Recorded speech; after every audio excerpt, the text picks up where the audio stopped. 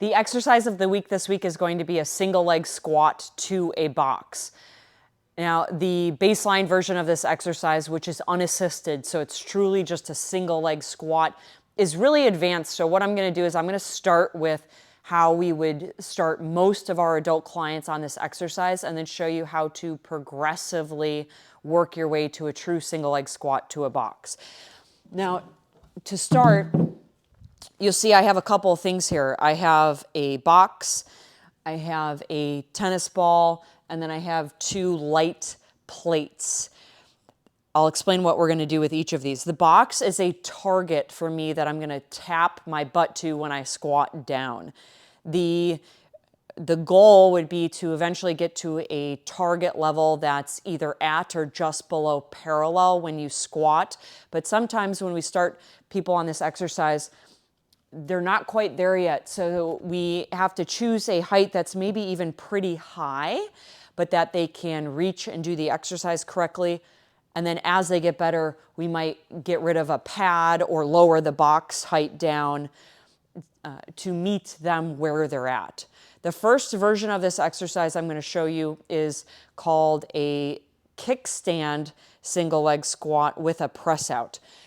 This tennis ball, and you can use any ball or something that elevates your foot, we refer to it as a kickstand because it's going to allow me to get some feedback on my non-working leg without having to fully yet balance on a single leg.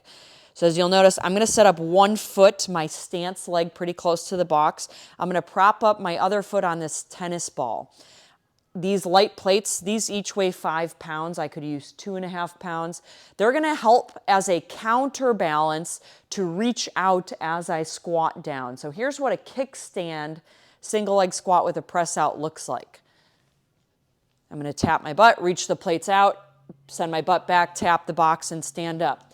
As I do this exercise, my goal is to put as little pressure on this tennis ball as possible, and eventually getting to a place where I'm using it 0%. There's 0% of my body weight on the ball.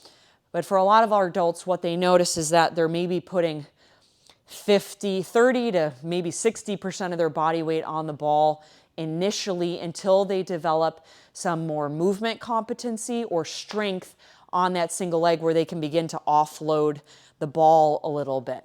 So this is a great place for people to start with a kickstand. In terms of reps, initially I might only program 5 reps as they get used to the exercise, and then we're normally working around 8 reps for this particular exercise. Let's say you get to a place where you're putting 0 to 5% of your weight on the ball. Most of the weight is staying on that single leg.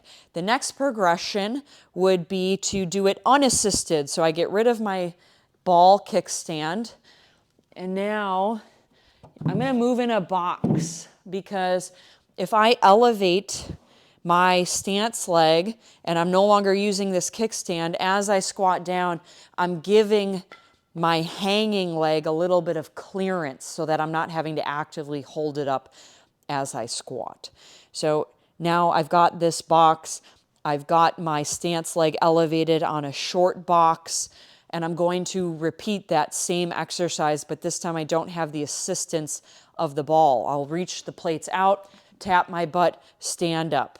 Reach the plates out, tap my butt, and stand up. And I'll show you on my other side so you can get a view of that working leg. Tap my butt, stand up. These plates, as I reach out, it makes it easier for me to maintain my balance and send my hips back into that squat position. Okay, so this would be the more advanced version of the exercise. Let's say you're doing them like that and it's feeling pretty easy. I'll go grab a kettlebell quick. At some point down the line, we can start to add a significant amount of weight to these squats. Normally, I would start people with a light kettlebell or maybe a weight vest, and I'm going to have them hold it in a goblet position. I'm holding it like this because I have a mic here, but it's right at their chest, and they're going to now weight the movement. I mean, we can add a significant amount of weight over time to this exercise.